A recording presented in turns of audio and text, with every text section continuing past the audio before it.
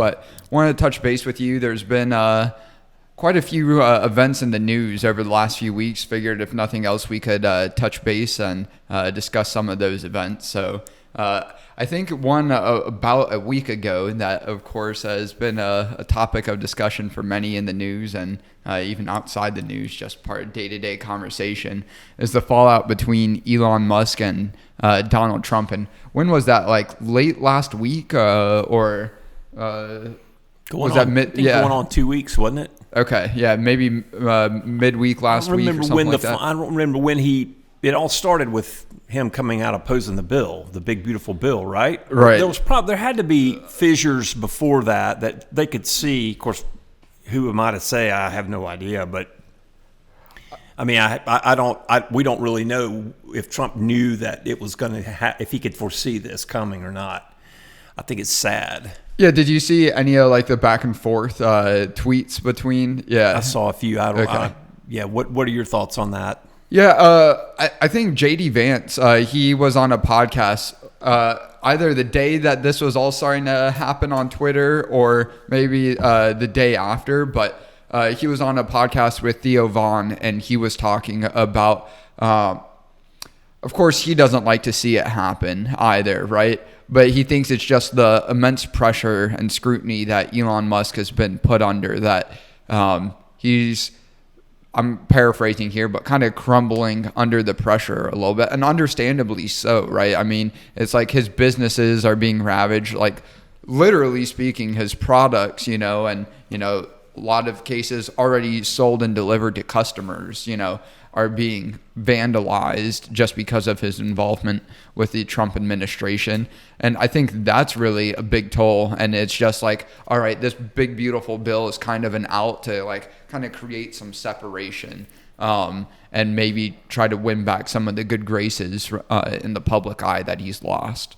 So I think, that's obviously like a simplification of, probably many more issues, many more behind the scenes conversations and problems that, we're not privy to. But I think a lot of it, does come back to this big, beautiful bill where I think it's been the claim that Doge has saved $150 billion, $200 billion. And essentially this big, beautiful bill, in Elon Musk's portrayal or his eyes is kicking the can down the road. A lot of a phrase I like to use, maybe a little too much, but tangibly speaking, we're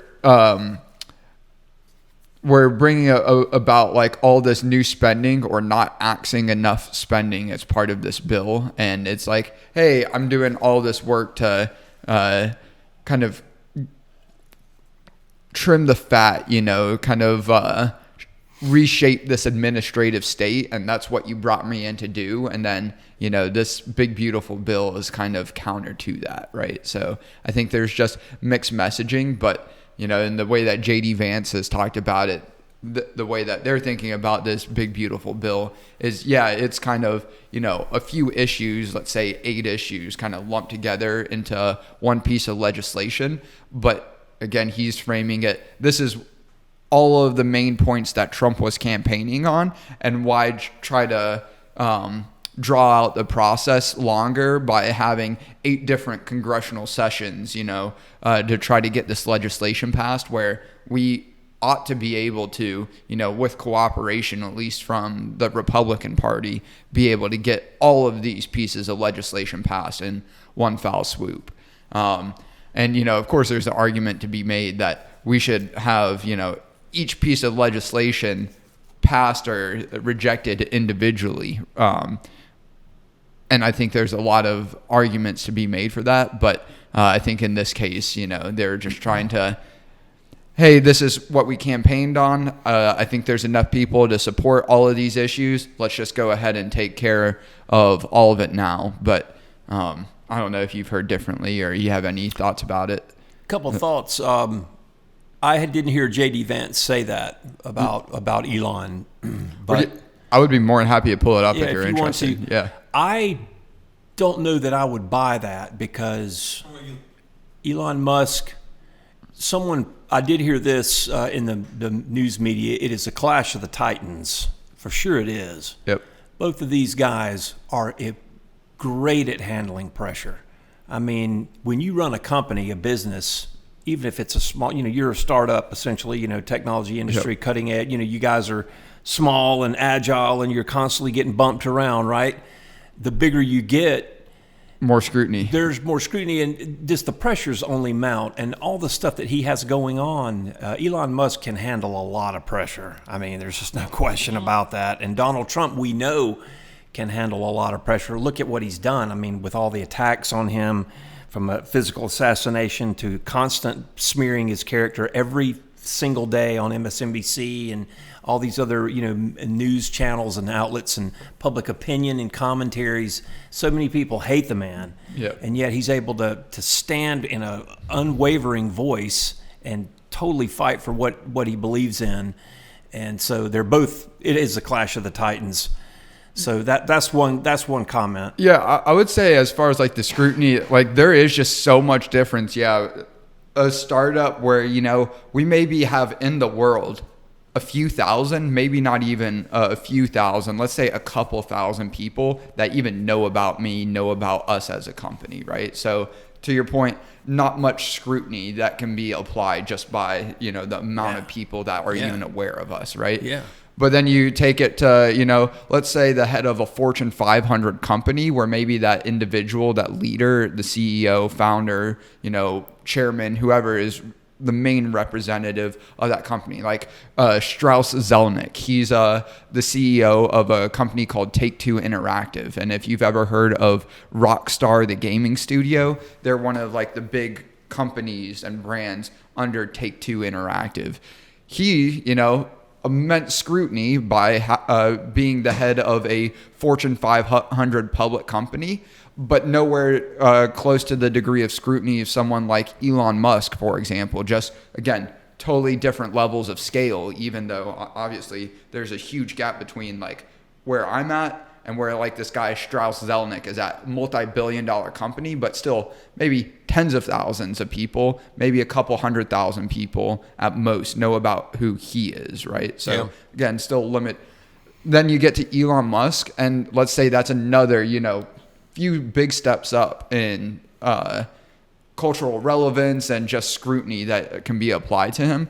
But I think it's so like infinitesimally small compared to like the scrutiny in federal or national politics, like what you get when you're in the position of Donald Trump or really just part of his administration, part of his core team. And as much as, I think Elon Musk absolutely can deal with immense pressure more than just about any other person at least living on the planet, I still don't think it's enough to deal with the scrutiny and vitriol that he's had to deal with just by getting so involved with Donald Trump.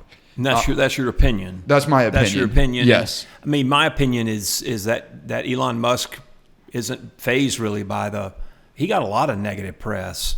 I mean, and his cars are under attack and they're getting burned and whatnot. And Tesla shares fell almost 15%, I think Friday or Thursday of last week.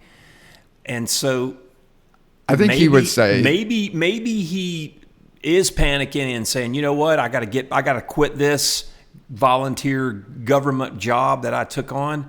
I got to get my ass back and take care of business and run this company. Is that what you're saying? I'm not saying that he's panicking, well, but maybe he's reconsidering now that like, he needs to get back and take care of business, his priorities. I haven't thought of that. That might very well be, it could. And I think he is seeing this as like a kind of easy out. And again, it was already kind of at least publicized that it was always going to be the case. He was going to be in for the first 120 days or whatever, part of Doge, and then transition out. This wasn't going to be permanent throughout his 4 years. And the thing that is so disheartening for me is how it's handled. These guys are brilliant guys. I mean, they really are. And it's a cat fight. Can't they come up with a little better strategic plan? I know they got a lot on their plate.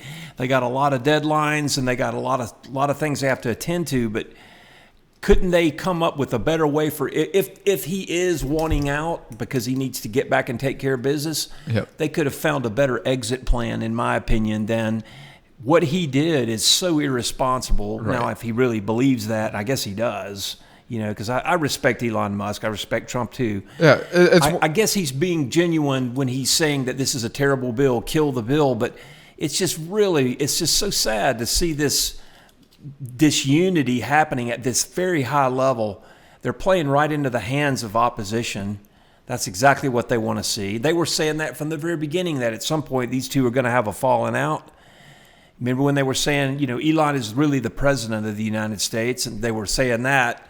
And one of the reasons is they were hoping that it would piss Trump off to the point that would force them to, get personal with one another and fight. That's my opinion. But yeah, so I agree with it's not being handled the best in the way that I'm trying to find his tweet, and it is incredible, the amount of childish. Well, I'm even just saying, like, going through Elon's Twitter, I've been going now through like 3-4 pages and just getting back to June 5th.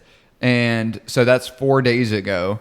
And again, how does he have time? One, but of course, being the head of a public company, especially, you do have to, stay abreast to the world around you, right? But I'm trying to find the tweet that he shared where he was like just totally outside of disagreeing with Donald Trump on the bill, and like, oh, but don't forget about the ties that Trump has with Epstein. And it's like, all right, now we're just being, I did see women. that. I saw that, and he said, the truth will come out soon. Yeah. But, have a good day, DJT. Yeah. Earth shattering.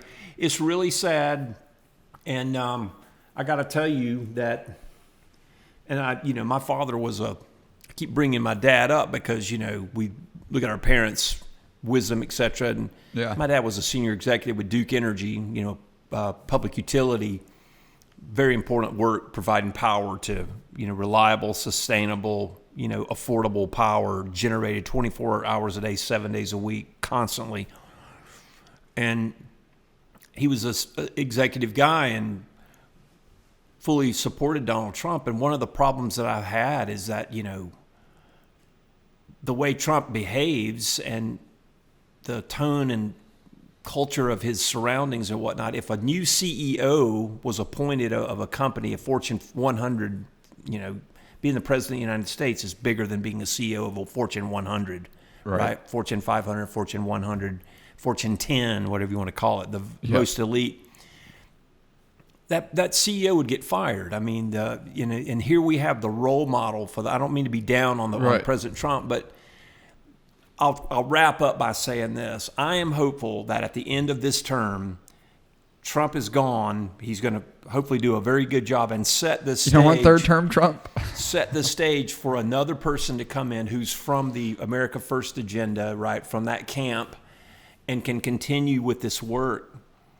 I will say that I think one of the greatest contributions Donald Trump will provide or will offer for the America First, it is the America First agenda, and getting people to start thinking along those lines about, hey, we've got this great country, we need to take care of our own, and we need to focus on internally more so than externally. So have you followed Steve Bannon at all? I know we've talked about him previously, but I don't follow him as closely as you do. Within the last week, heard he's calling for arrests. Well, he was calling for the deportation of Elon Musk, and he's been, wary of the Elon Musk Trump alliance. I mean, he's been outspoken both for it in some cases, but has always kind of like with some sort of trepidation, how this could go awry. And most recently, let's see if. This must be a busy day for you because someone you're not that fond of, Mr. Musk, has fallen out with the commander-in-chief. Do you see it as a personal victory? No, it's not. I don't ever look at things like that at all. Right now it's a national security issue. The president was more than kind to Elon, to bring him in, to treat him like family, to have his family at Mar-a-Lago, he and his son. President Trump gave him total access, total support. The Doge effort was very supported. I was a big supporter of deconstruct the administrative state. And, what we found out is that he didn't find any fraud.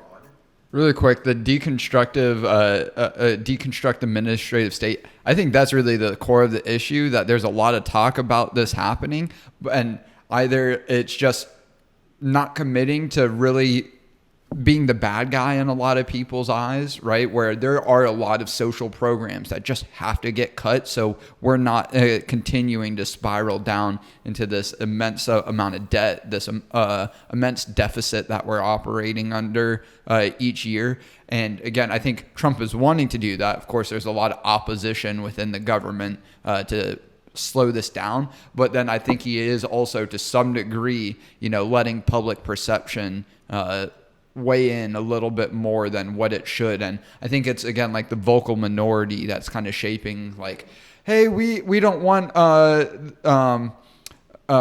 this big beautiful bill, or we do want this big beautiful bill. And I think Trump, if he were to just stick with his guns more so, we would actually be.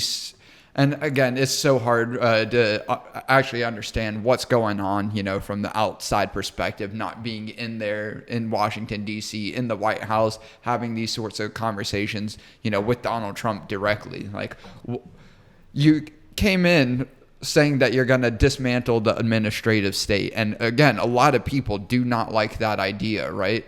But to me, we're not doing that enough, and that's part of the problem, with Trump's administration this time around. Is we're claiming to make all these big changes, and again, I would love to see them happen. Not saying they're not, but I'm worried that they're not happening, or it's not going to happen, or if they do happen within these 4 years, that they're going to quickly get undone. Let me interrupt real quickly please. And throw an analogy at you. You're on an aircraft carrier, and you're moving at 15 knots, let's say. I mean, it's a massive ass piece of steel floating on the ocean, right? Yep. You can't just stop it.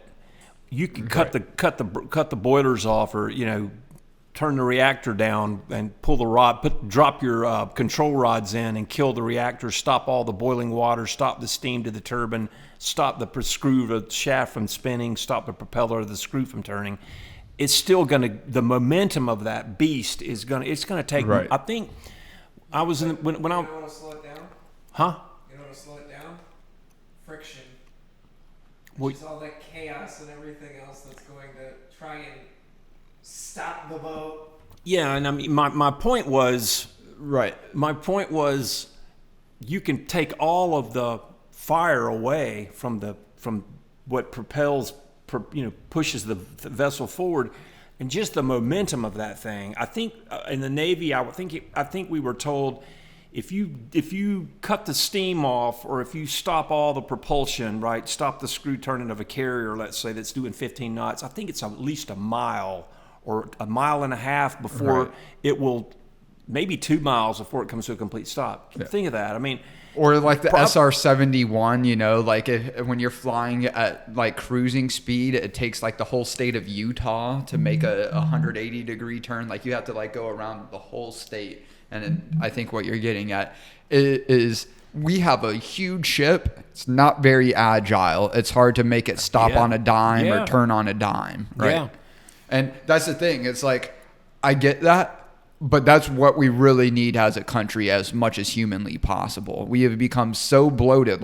Obviously, we want a big ship relative to, using this analogy, if the United States is a ship, we want a big ship compared to the rest of the world, right? Sure. But not at the expense of, hey, we're sailing down this direction that's the completely wrong direction, and now we've gotten ourselves into a situation that, unless we realize, hey, we need to, do everything that we can, take emergency evasive maneuvers, or, to, reroute, ourselves, then, it might be too little too late, is what I'm getting at. And I would love for that to be wrong, but that is what I'm really worried about. And